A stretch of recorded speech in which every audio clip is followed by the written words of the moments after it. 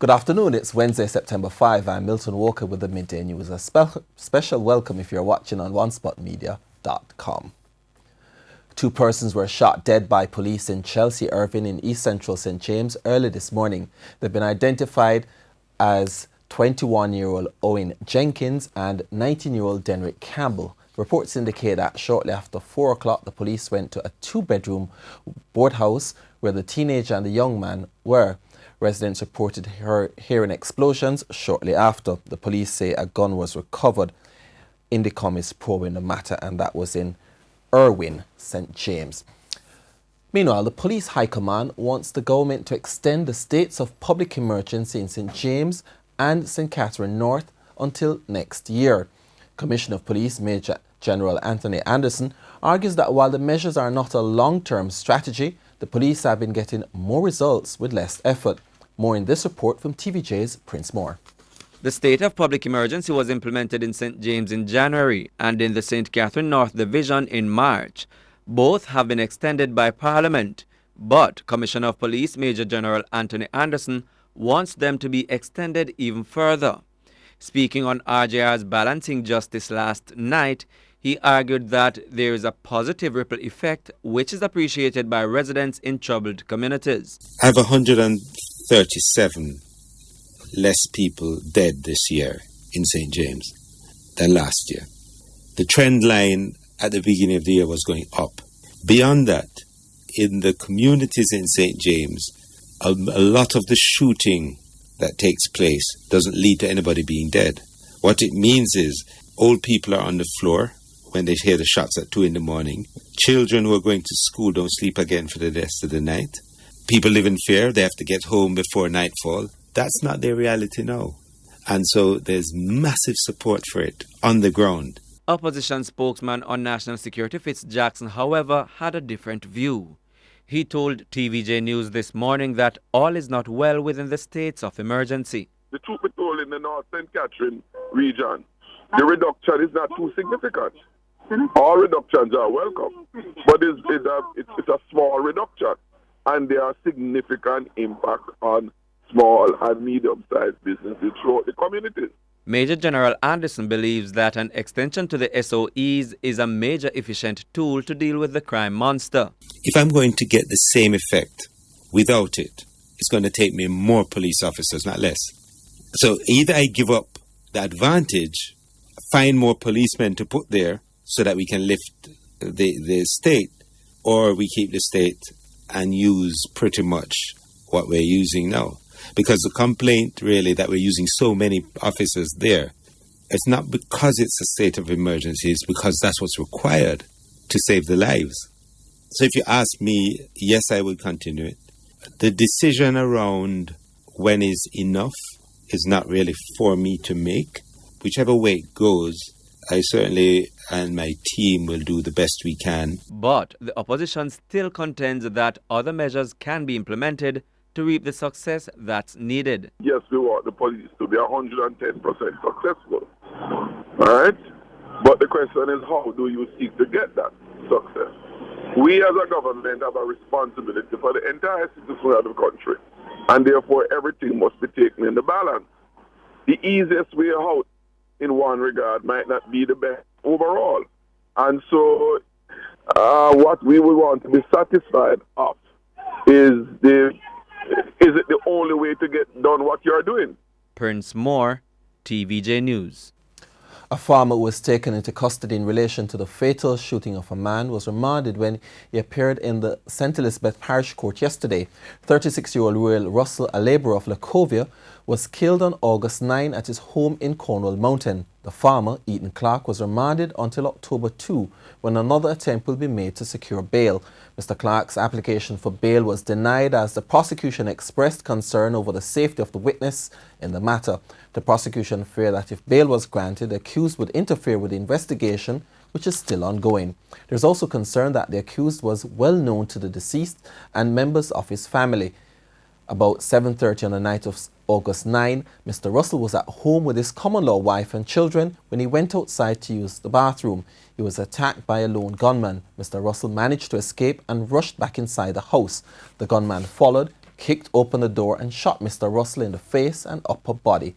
The police were summoned and Mr. Russell was rushed to the Black River Hospital where he was pronounced dead. 11 spent casings were recovered from the scene. The Ministry of Labour and Social Security says it will provide a new grant to registered students of the Programme of Advancement through Health and Education Path. Social Security Minister Shahini Robinson made the announcement while speaking at the ministry's quarterly media briefing yesterday. More in this report. Students registered under the Programme of Advancement through Health and Education Path receive between $1,350 and $2,100 monthly to attend school. However, starting this year, each student on the program will be receiving an additional $3,500 for the start of each academic year. The new grant is part of the program's Back to School introduction and will take effect on September 11. Only primary and secondary school students on the program will benefit from this grant. Payments will be available for collection by beneficiaries on September 11, 2018 via the usual methods. A total of 155,813 children will benefit from this grant, with the average payment to a household being $10,500 for 3 children. Minister Robinson says the new grant benefit will be provided annually for beneficiaries of the PATH program. Ladies and gentlemen, I'm sure you will agree with me that every child must have the opportunity to stay in school and every child must have the opportunity to learn. Therefore, this new benefit will be made annually and will be paid again in the August 2019 payment cycle and in ensuing years. O'Shane Masters, TVJ News. The work stoppage at the state-run Montego Bay Metro company in St. James has ended. However, a stern warning has come that things could turn sour again if an agreement which was reached between the Transport Ministry and the National Workers Union, the NWU, is not met. TVJ's O'Shane Masters reports. Employees who walked off a job on Monday returned this morning after being informed that their complaints will be addressed. This includes salary parity with their colleagues at the Jamaica Urban Transit Company. National Workers Union Island Supervisor Kurt Fletcher says certain assurances have been given by the Ministry of Transport. In fact, they have agreed that the workers deserve parity based on the anomaly. So we have asked them to document that in writing to us for us to take to the workers, but in good faith, the union not wanting to, and the workers not wanting to inconvenience our passengers any longer, will in good faith have them return to work as soon as possible. Mr. Fletcher says the commitment of parity should be provided by the close of business today, or there will be further disturbances. I would caution, and I say this very seriously, that if that commitment is not gotten today, by the close of business, then the workers will return to their action that they started on Monday morning. In the meantime, he says he has received information that bus parts will be acquired to fix the dilapidated buses at the Montego Bay Metro Bus Company. I had a word with the general manager yesterday in regards to the buses that were down. He had indicated to me that they have authorized some parts for him to take down yesterday, and also that they'll be looking at getting some more parts in to fix more of the buses soon. He, however, could not provide a timeline as to when the buses would be ready to be rolled out for normal operations. O'Shane Masters, TVJ News. Workers at the recent Dembe Agricultural Show protested yesterday morning over the non-payment of salaries by the Jamaica Agricultural Society, the JAS. They're calling on the outgoing president, Norman Grant, to resolve the matter urgently. Wickedness, them are wickedness and disrespect. They worked at the last staging of the Dembe Agricultural Show and say they're still awaiting payment. Some checks were prepared by the Jamaica Agricultural Society, JAS, for payment. However, the workers argue that's only part payment. In all, I'm supposed to get 13,000 and this is 5,400. I don't want half my money because they owe me from last year and I want to hold my money. I not take no half of money. And I ask when I go get the rest of my money. I can't hear when I go get the rest of myself. I not take no money without.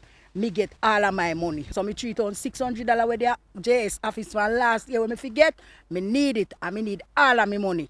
The workers who received checks also complained about not being able to change the checks. When they do send a check on give me, when me go to bank, you can't change. The people then send no money in the bank. When me come back to the office, a lady I got tell me say, then give me a check for Friday away, because she knows send no money in the bank.